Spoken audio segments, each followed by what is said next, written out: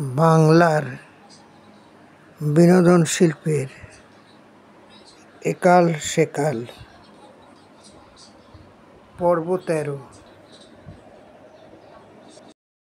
ভেবেছিলাম এবার নাটকের একাল সেকাল নিয়ে লিখব, কিন্তু একটা প্রবাদ আছে না ইংরেজিতে, ম্যান প্রপোজেস গড ডিসপোজেস, সেটাই বাস্তব হয়ে গেল।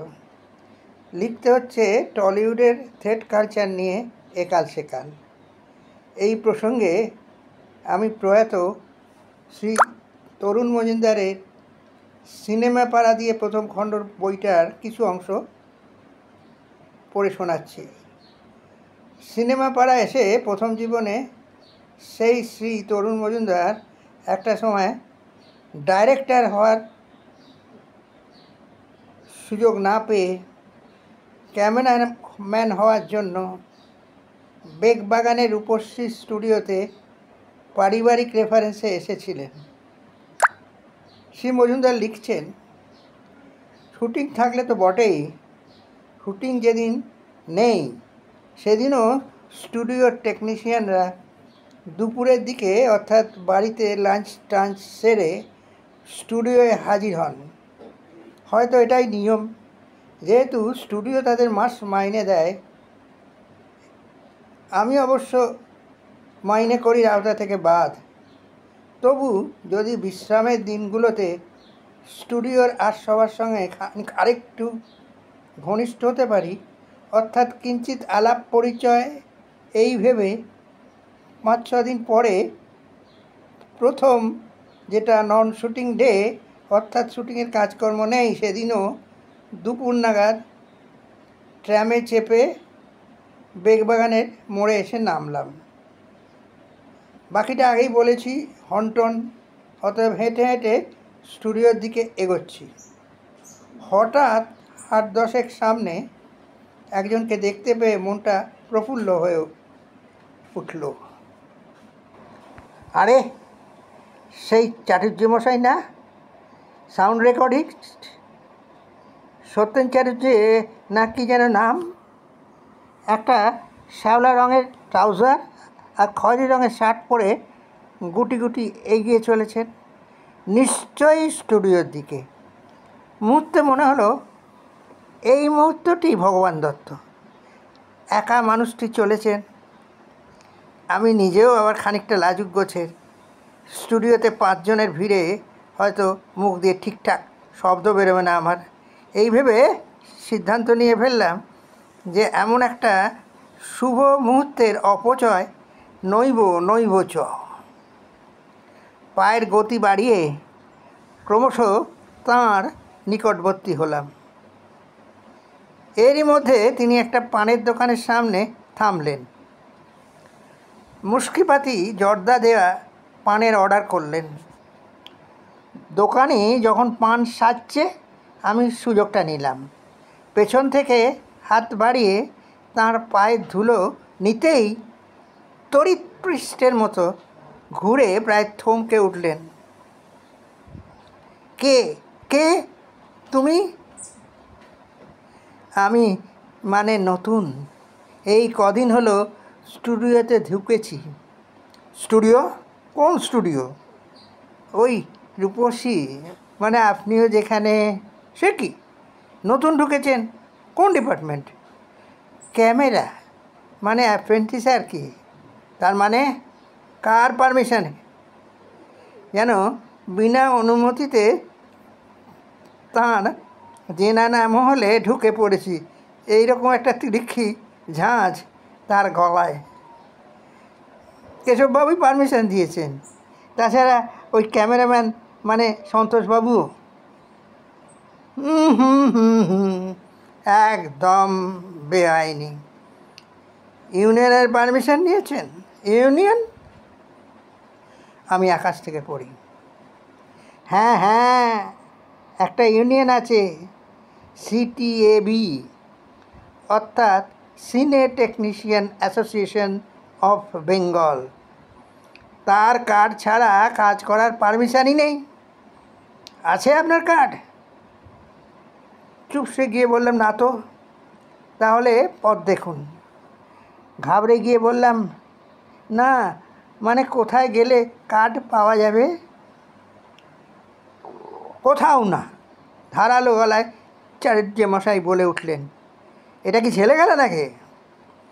গাদা গাদা পুরনো টেকনিশিয়ান বেকার হয়ে বসে আছে, খবর রাখেন? কোনো কাজ নেই ওদের হাতে। আগে তাদের ব্যবস্থা হবে, তারপর তো নতুনদের, নাকি?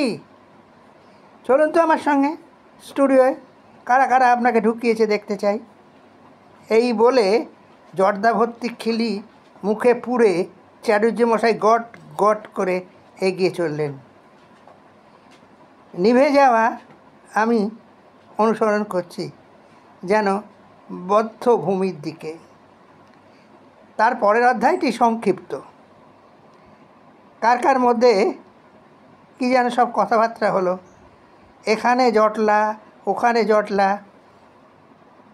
বোধহয় 1 ঘন্টাও হবে না, তারই মধ্যে আমাকে জানিয়ে দেয়া হলো যে এখান থেকে আমার মানে সরে পড়াই ভালো।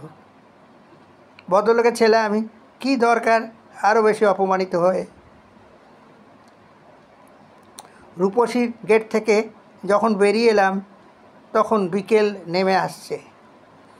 একটু পরেই গাছের ছায়া ঢাকা রাস্তাটায় অন্ধকার নামবে, অন্ধকার আমার চোখেও। এরপর আমি কি করব, কোথায় যাব? হাঁটতে হাঁটতে পার্ক সার্কাস ময়দানে এক কোণে গিয়ে ঘাসের ওপর বসে পড়লাম। ভালোই হলো, এখানে কেউ আমাকে চিনবে না। হঠাৎ চোখ দুটো ভীষণ জ্বালা করতে শুরু করলো। পাছে বোকার মতো কেঁদে ফেলি, তাই প্রাণপণে চেষ্টা করতে লাগলাম ওরকম দুর্ঘটনা যেন না ঘটে। ঘটল না। অনেক রাত করে বাড়ি ফিরলাম সেদিন। পরে অবশ্য তরুণবাবুর সঙ্গে সত্যেন চ্যাটার্জির শুধু শব্দযন্ত্রী হিসেবে নয়, একজন ভালো মানুষ হিসেবে ভীষণ বন্ধুত্ব হয়ে গিয়েছিল। এবার আমি আমার নিজের কথায় আসি।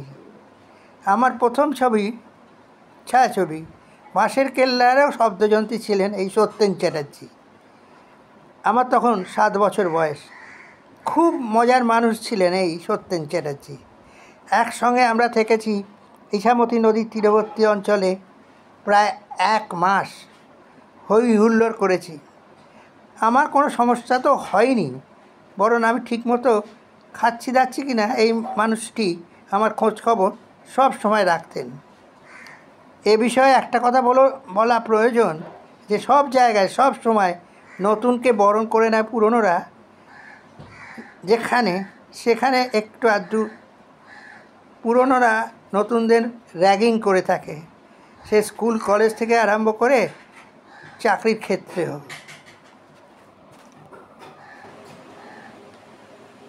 কলকাতার আরজিকর হসপিটালে একজন তরুণী ডাক্তারের ধর্ষণ এবং নৃশংস খুনের প্রেক্ষিতে বাঙালি সমাজে একটা নতুন সংস্কৃতির উদ্ভব হয়েছে। সেটা হচ্ছে হুমকি সংস্কৃতি, অর্থাৎ থ্রেট কালচার। এই বঙ্গে ক্ষমতাসীন দলের কিছু কিছু মানুষজন, একদল পঞ্চায়েত সদস্য, কাউন্সিলর, বিধায়ক, সাংসদ, এরই সূত্র ধরে সর্বত্র মানুষজনেদের হুমকি দিয়ে চলেছেন। টলিউডেও এই শব্দের আমদানি হয়েছে। থ্রেট কালচারের সঙ্গে এখন একটা বাক্য জুড়ে দেওয়া হচ্ছে, আরজিকর করে দেব। এই নিয়ে আজ টলিউড তোলপাড় সর্বত্র, পশ্চিমবঙ্গ থেকে পৃথিবী শুদ্ধ। কাস্টিং ক্লাউড শব্দটা আগে শুনেছিলাম, যার বলি হয়েছেন অনেক অভিনেত্রীরা ছোট বড়। তাই বাংলা তথা ভারতীয় সংস্কৃতিতে এই নতুন শব্দ সংযোজিত হয়েছে। আবার আশা করি এই শব্দটা সারা ভারতবর্ষে আগামী দিনে ছড়িয়ে পড়বে। কারণ পশ্চিমবঙ্গ আজ যা ভাবে সারা ভারতবর্ষ আগামীকাল সেটাই ভাবে। এ কথাই তো বলা হয়ে থাকে খুবই গর্ব ভরে। একসঙ্গে ধর্ষণ এবং খুন করার সংস্কৃতিকে বোঝাতে এখন দুষ্ট লোকেরা একটি বাক্যই বলে থাকে। এই সুযোগে ক্ষমতাসীন পার্টির মুখপাত্র আদ্দামরা এবং অতীতের সাংবাদিকও টলিউডের অভিনেত্রীদের নিয়ে মশকরা করছেন।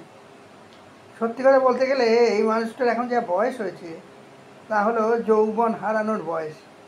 কিছু কিছু মহিলাদের ক্ষেত্রে মেনোপজের সময় যেসব মানসিক সমস্যা হয়ে থাকে, এই মানুষটির ক্ষেত্রেও সেটাই বিপরীত লিঙ্গ সাপেক্ষে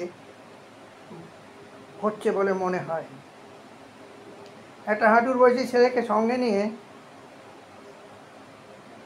অভিনেত্রীদের সঙ্গে তিনি যেসব বাকযুদ্ধে অবতীর্ণ হচ্ছেন তা যেমন কুৎসিত এবং অবাঞ্ছিত, মানসিক অবসাদের লক্ষণও বলে আমার মনে হচ্ছে। তবে শিওর হতে গেলে আরজি করেই ভর্তি হওয়া দরকার।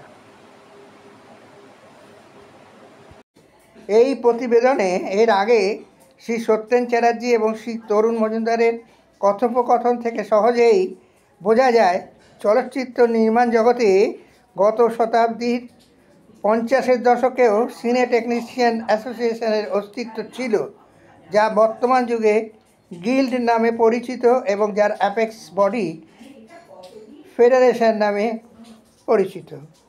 প্রত্যেক কলাকুশলীদের এবং টেকনিশিয়ানদের এর সদস্য হতে হয়, অর্থাৎ এই ফেডারেশনের সদস্য হতে হয়।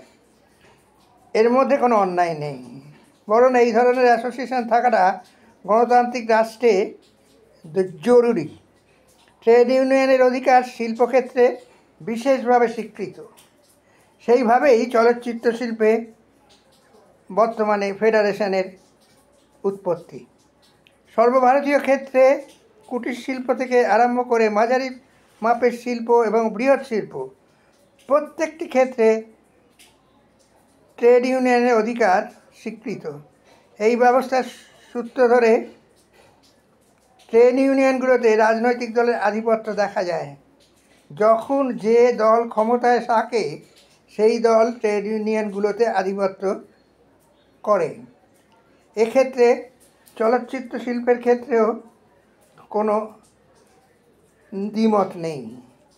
কিন্তু ট্রেড ইউনিয়নের নীতি অনুসারে ট্রেড ইউনিয়নগুলো দর কষাকষির মাধ্যমে সদস্যদের হিতার্থে যতটা সম্ভব সুযোগ সুবিধে মালিকপক্ষ বা যে সংস্থায় তারা কর্মরত তাদের থেকে ছিনিয়ে আনার চেষ্টা করে।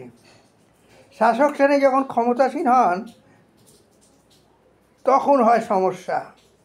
বিরোধী থেকে যা চাওয়া যায় বিরোধী দল থেকে শাসক দল হয়ে তা দেওয়া যায় না অনেক সময়। এটা একেবারে খাঁটি সত্যি কথা। আমাদের এই পশ্চিমবঙ্গে যে ক্ষমতাসীন দল শাসক হিসেবে রাজত্ব করছে তার লড়াকু নেত্রী শ্রীমতী মমতা বন্দ্যোপাধ্যায় বিরোধী থাকাকালীন যেসব কথা বলে এসেছিলেন সেসব কথা আজ পুরোপুরি হজম করে ফেলেছেন, উল্টো বলে চলেছেন। কিন্তু ইতিহাস অন্য কথা বলে। যাক, এসব কথা ফিরে আসি বিনোদন শিল্পের কথায়। এই শিল্পের একাল সেকালের কথায়, সে বীরেন সরকারের কথায়, নিউ থিয়েটার স্টুডিওর কথায়, গান বাজনা যাত্রা নাটক যা বাংলায় কয়েক শতক ধরে হয়ে আসছে, সেই সব বিনোদন শিল্পের ক্ষেত্রগুলির তুলনায় চলচ্চিত্র শিল্প অনেকটাই নতুন। এই শিল্পের গ্ল্যামারও বেশি। আমাদের লড়াকু মুখ্যমন্ত্রী সব সময় চেষ্টা করেন যেখানে গ্ল্যামার সেই জায়গাটাকে নিজের কুক্ষিগত করার। এরই ফলশ্রুতিতে শ্রীমতী ব্যানার্জি বিনোদন শিল্পের প্রথিতযশা মানুষজনকে লোকসভা এবং বিধানসভায় পাঠিয়েছেন। মহিলাদের ক্ষমতায়নকে সামনে রেখে গ্ল্যামারাস সুন্দরী অভিনেত্রীদের লোকসভায় বিধানসভায় টিকিট দিয়েছেন। আর যত এটা করেছেন মাটি থেকে সরে আসা শ্রীমতী ব্যানার্জির মতো লড়াকু মায়েরা ক্ষমতার অলিন্দ থেকে সরে গেছেন। সেকালের বিনোদন শিল্পীরা কি নাটক সিনেমা সর্বক্ষেত্রে মাস মাইনে পেতেন। নিউ থিয়েটার স্টুডিওর আমলে ডাইরেক্টর থেকে অভিনেতা অভিনেত্রীরা, কলাকুশলীরা, ক্যামেরাম্যান থেকে স্ক্রিপ্ট রাইটার, এডিটার, প্রোডাকশন বয় থেকে মিউজিক ডাইরেক্টর, অনেকেই মাস মাইনের চাকরি করতেন। পৃথিবীর সমস্ত ধরনের শিল্পকলা এবং সংস্কৃতির ইতিহাস পর্যালোচনা করলে আমরা দেখতে পাই এসব কিছুই লালিত পালিত হয়েছে সমাজ বিবর্তনের বিভিন্ন পর্যায়ের ওপর নির্ভর করে। শিল্পীর সৃষ্টি প্রথম মান্যতা পেয়েছে তার নিজের কাছে, তারপর সমাজের কাছে। এই সমাজ রাজা রাজরাজের আমলেও ছিল, আজকের মতো আমাদের এই ধনতান্ত্রিক সমাজ ব্যবস্থায়ও আছে।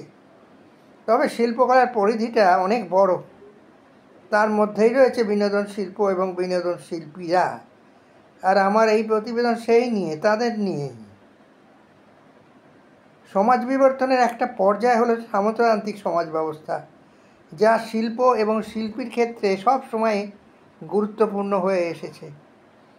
তানসেন কালিদাস যেমন ছিলেন রাজতন্ত্রের ক্ষেত্রে, পরে গোলাম আলী খান, আলাউদ্দিন খাঁ, রবীন্দ্রনাথ, এরকম আরও অনেকে ধনতান্ত্রিক সমাজ ব্যবস্থার ফসল। এত কথা বলছি শুধু একটাই কারণে, যে আমার পরের প্রতিবেদনে আমি বলতে চলেছি নিউ থিয়েটার স্টুডিওর কথা আর শ্রী বীরেন সরকারের কথা, যার হাত ধরে আজকের চলচ্চিত্র শিল্প সাবালক হয়েছে।